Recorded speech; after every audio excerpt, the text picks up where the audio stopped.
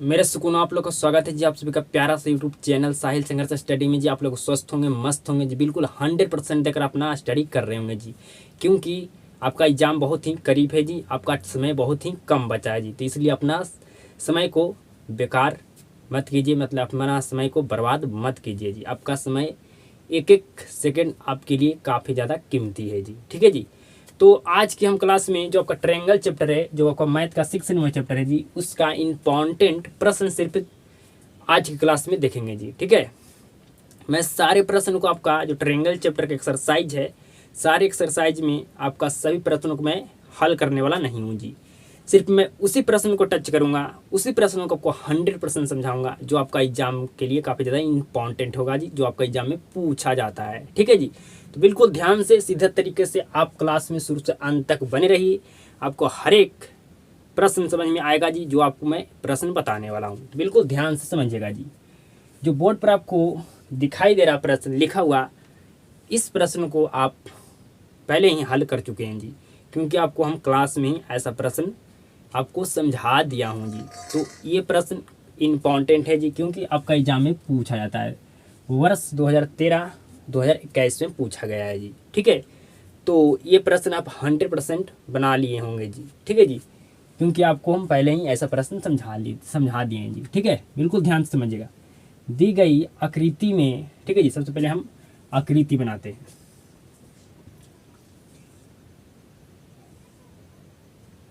ठीक है। आकृति में डी ई समांतर है बी सी के जी। ठीक है। ये ए है, ये बी है, ये सी है। ठीक है जी। जो डी ई आपका समांतर है बी सी का जी। ठीक है। और ए डी का वैल्यू दिया गया है 3, डी और बी का वैल्यू दिया गया है 5, ए सी का वैल्यू दिया गया है 4.8। ठीक है जी। हो तो ए ई का मान ज्ञात करें। ए ई का मतलब ए ई का आपको मान ज्ञात करना है जी। ठीक है जी। मैं यहाँ पर चल रहा था आधा आधा। ठीक है जी। मतलब यहाँ से आधा रेशियो लिए, फिर यहाँ से आधा रेशियो लिए, लेकिन यहाँ पर हमारे फुल रेशियो का मान दिया गया है जी। ठीक है जी। तो हमें यहाँ पर भी फुल रेशियो लेना होगा जी। तो 5 3 हो गया 8। ठीक है जी। 5 3 हो गया हमारा 8। ठीक है।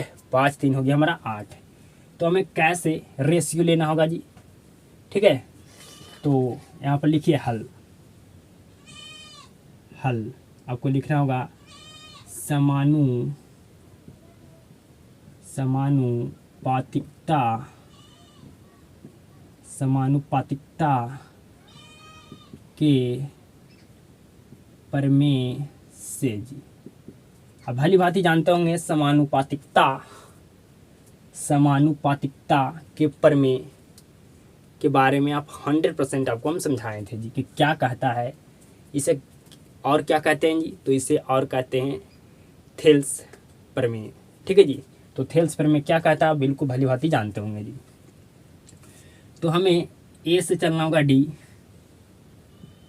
ए से डी, फिर चलना होगा डी से बी, सॉरी, पहले हमें चलना होगा ए से डी, फिर उसके बाद चलना होगा ए से बी, ए से डी, ए से बी। ठीक है जी। बराबर। फिर जिस तरह से ये साइड आप रेशियो लिए हैं, उसी तरह से ये साइड भी आपको रेशियो लेना होगा जी। तो चलना होगा ए से ई। ठीक है। फिर आपको लेना होगा ए से सी, फिर आपको रेशियो लेना होगा क्या जी, ए से सी। तो ए और डी का वैल्यू दिया गया है 3 और ए बी का वैल्यू दिया गया है 8। बराबर ए ई का तो वैल्यू हमें पता नहीं है, मतलब निकालना है। ए सी का वैल्यू दिया गया है आपका कितना जी, तो 4.8। ठीक है जी। कितना दिया गया जी, 4.8 दिया गया है। ठीक है। तब इसको आप काटिए तो आपका 8 छके 48। ठीक है। 8 छके 48, ऐसे मल्टीप्लाई कर दीजिए। मल्टीप्लाई करिएगा तो 6×18, तो 1.8 बराबर ए ई, मतलब ए ई का मान आ गया 1.18 सेंटीमीटर। ठीक है जी। 1.18 सेंटीमीटर आ गया किसका वैल्यू जी, तो ए ई का, ठीक है। तो आपको भली भांति समझ में आ चुका होगा जी, ठीक है। क्या किए जी, किस तरह से हम यहाँ पर रेशियो लिए जी। तो सबसे पहले आपको आकृति बनाना है जी। आकृति में आपका डी ई है जो बी सी के समांतर है जी। ए डी का वैल्यू दिया गया है, डी बी का वैल्यू दिया गया है, फिर आपको ए सी का वैल्यू दिया गया है, आपको ए ई का वैल्यू निकालना है जी। तो हमें यहाँ पर आधा आधा रेशियो को वैल्यू दिया गया है, लेकिन यहाँ पर हमें पूरा रेशियो को वैल्यू दे दिया गया है जी। तो यहाँ पर हमें पूरा रेशियो का वैल्यू हमें लेना होगा जी, ठीक है। और यहाँ पर हमें पूरा रेशियो का वैल्यू दिया गया है जी, ठीक है। ये दोनों को जोड़ देंगे तो ये हमारा ए से बी का रेशियो का वैल्यू निकल जाएगा जी, ठीक है। तो हमें चलना होगा ए से डी, फिर उसके बाद चलना होगा ए से बी जी, ठीक है जी।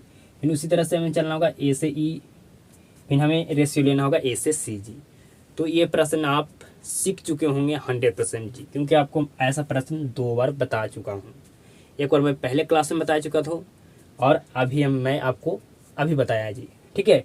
तो बिल्कुल आप समझ चुके होंगे जी। यहाँ पर समानुपातिकता के प्रमेय क्या कहता है जी, तो भली भांति जानते होंगे जी। समानुपातिकता का प्रमेय कहता है, थेल्स प्रमेय कहता है कि यदि किसी त्रिभुज के एक भुजा के समांतर रेखाखंड खींची जाती है तो खींची गई रेखाखंड शेष 2 भुजाओं को समान अनुपात में क्या करेगा जी, बांटेगा, मतलब विभाजित करेगा जी, ठीक है। तो ये आपका इम्पोर्टेंट प्रश्न है जी आपका एग्जाम के लिए, ठीक है जी, क्योंकि आपका पूछा गया है, आप बिल्कुल भली भांति समझ चुके होंगे जी। तो ये प्रश्न आपको 100% समझ में आ चुका होगा जी। अब हम अगला प्रश्न बोर्ड पर लिखते हैं जो आपके एग्जाम के लिए काफ़ी ज़्यादा इम्पॉर्टेंट है जी। तो अगला प्रश्न को लिखते हैं और आपको 100% समझाता हूँ, आपको 100% समझ में आएगा जी। मेरे सुकून अब अगला प्रश्न को बिल्कुल ध्यान से समझ जाएगा जी, बिल्कुल आपको 100% समझ में आएगा। बिल्कुल आप ध्यान से क्लास को देखिएगा जी, ठीक है जी। क्या कह रहा है प्रश्न, बिल्कुल ध्यान से समझिएगा। त्रिभुज ए बी सी, सबसे पहले आप त्रिभुज एक बनाइए जी, ठीक है। त्रिभुज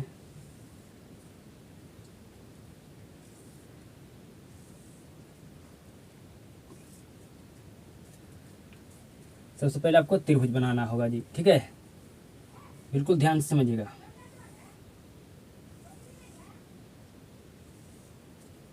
ये आपको त्रिभुज बना लेना है जी। ये आपका ए हो गया, ये बी सी, ठीक है जी। त्रिभुज ए बी सी की भुजाएं ए बी तथा ए सी पर 2 बिंदुओं, ठीक है जी, डी और ई क्रमशः इस तरह से एक समांतर रेखा खींचा गया है जी, ठीक है, जिसका नाम है डी ई, ठीक है। क्रमशः इस प्रकार दिया गया है कि डी ई, जो डी ई है जो आपका बी सी के समांतर है जी, डी ई है जो क्या है जी, बी सी के समांतर है। यदि ए डी का वैल्यू 4x-3 है, ठीक है जी। ए ई का वैल्यू है 8x-7। बी और डी का वैल्यू दिया गया है 3x-1 तथा सी ई का वैल्यू दिया गया है 5x-3 सेंटीमीटर, ठीक है जी। तो आपको क्या करना है जी, x का मान ज्ञात करना है। किसका मान जी, x का मान आपको ज्ञात करना है जी। तो ज्ञात करते हैं x का मान जी। लिखना सबसे पहले हल, ठीक है। उसके बाद आपको लिखना होगा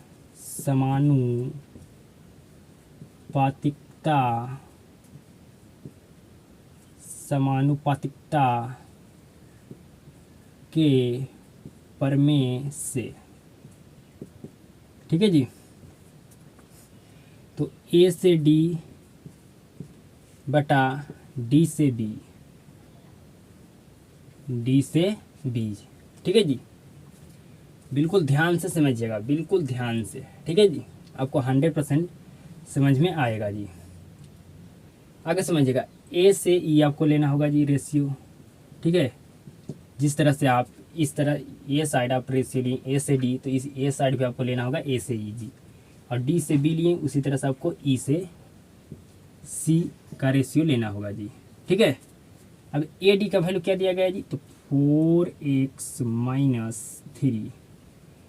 डी अब बी का वैल्यू दिया गया है जी 3x माइनस 1। बिल्कुल ध्यान से समझिएगा। ए ई का वैल्यू दिया गया है 8x माइनस 7। ठीक है जी। ई और सी का वैल्यू दिया गया है 5x माइनस 3। ठीक है जी। अब आगे समझिएगा बिल्कुल ध्यान से। 4x माइनस 3 अब क्रॉस मल्टीप्लाई कर दीजिए। ठीक है जी। 5x minus 3, 8x minus 7,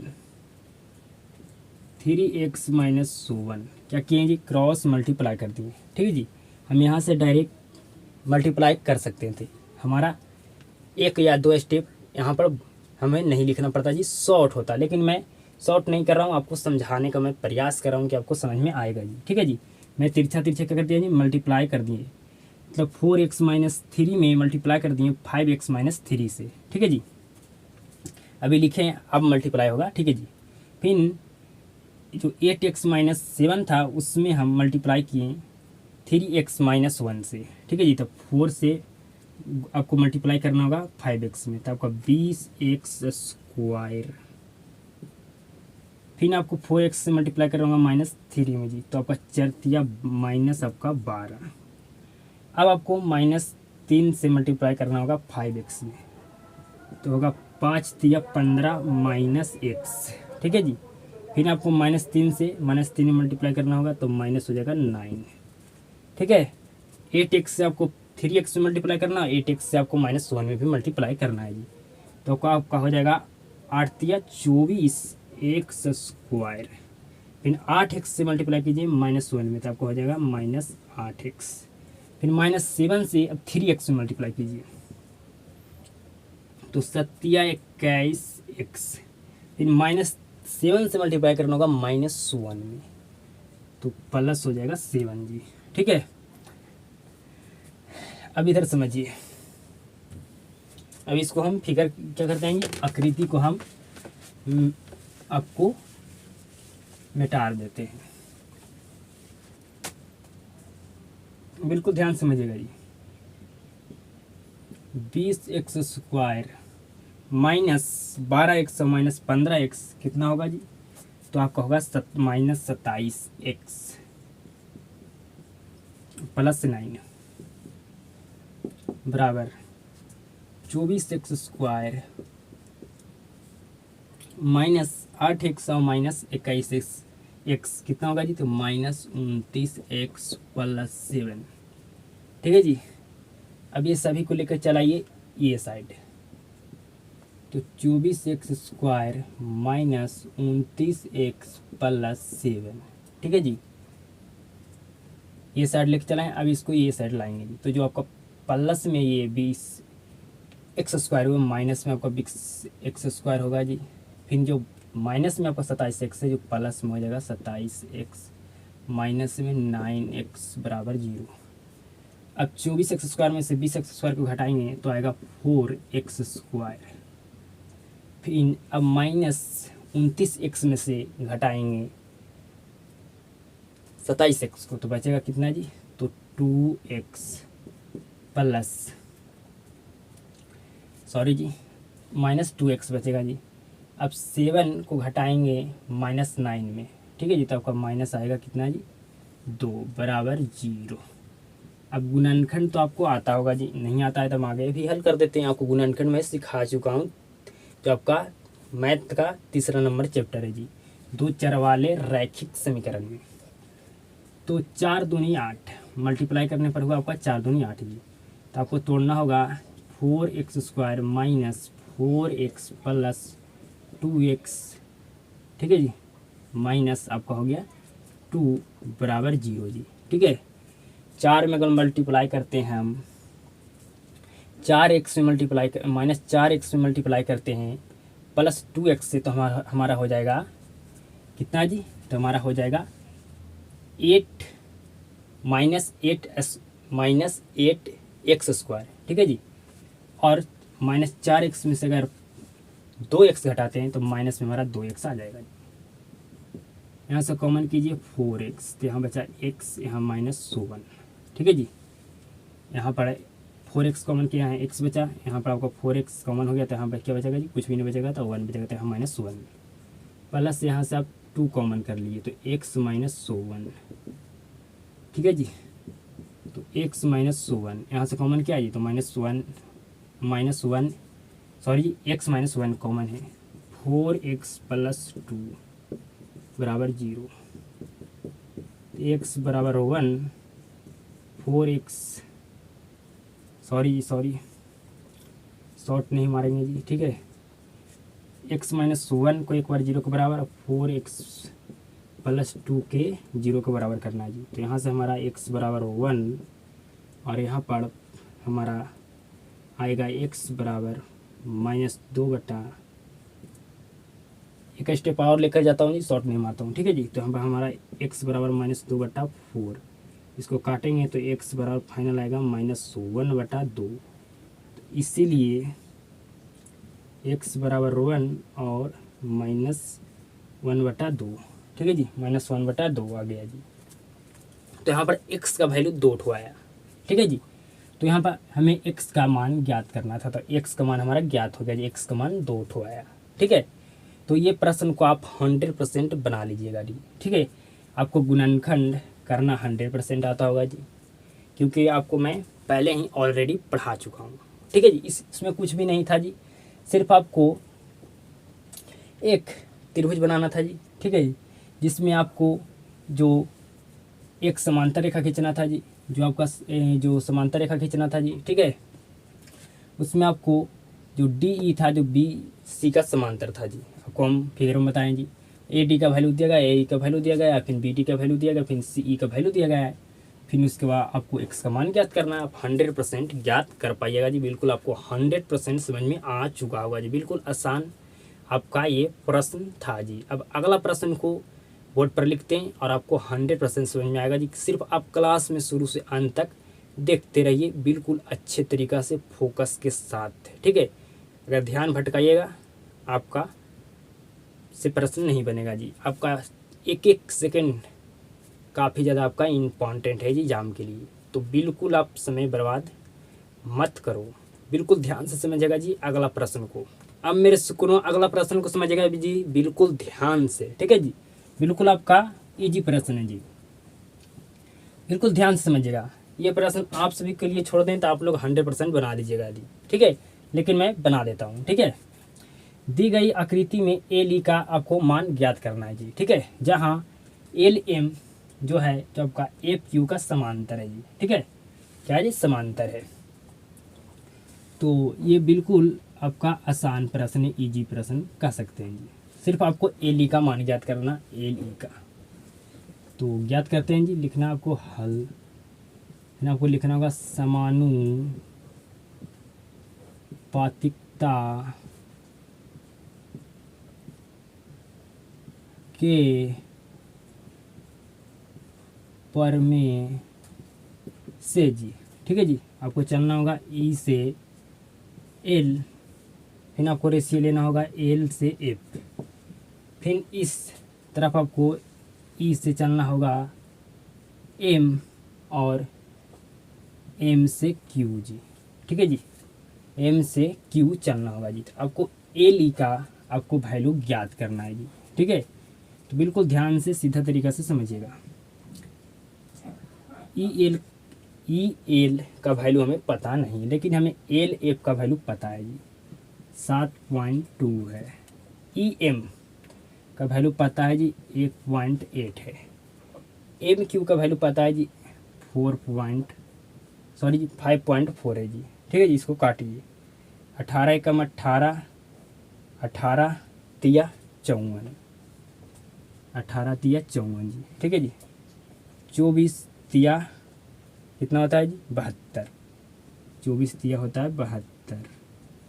L E का मान आ गया 2.4 सेंटीमीटर।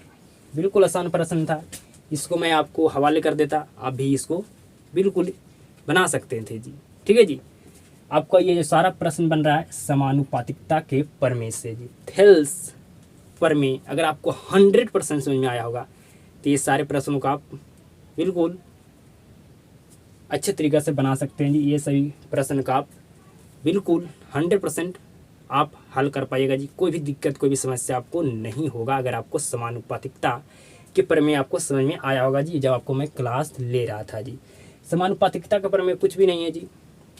समानुपातिकता का प्रमेय कहता है कि अगर कोई त्रिभुज है, अगर त्रिभुज के जो आपका त्रिभुज है उस त्रिभुज के जो एक भुजा अगर उस भुजा के इस त्रिभुज के एक भुजा के अगर समांतर कोई रेखाखंड खींचे तो जो शेष दो भुजा बचेगा त्रिभुज के उसको हम समान रेशियो में बांटेंगे जी, समान अनुपात में बांटेंगे जी। ठीक है, यही तो कहता है समानुपातिकता के प्रमेय जी। ठीक है जी, मतलब यहाँ पर एक हम समांतर रेखा खींचे जी। ठीक है जी, एक रेखा खींचे जो आपका दो ये दोनों भुजा जो बच गया त्रिभुज का, तो इसको बिल्कुल समान अनुपात में आपको क्या करेगा जी, विभाजित करेगा। अगर रेशियो आपको ई से एल ले रहे हैं ये साइड, ठीक है जी, ये भुजा में, तो ये भुजा में भी आपको ई से एम लेना होगा। ये नहीं कि ये हम भुजा में ई से एल चल रहे हैं और इस भुजा में ई से हम क्यू चल रहे हैं, ऐसे आपको नहीं रेशियो लेना है जी। बिल्कुल समान अनुपात में आपको रेशियो लेना है जी।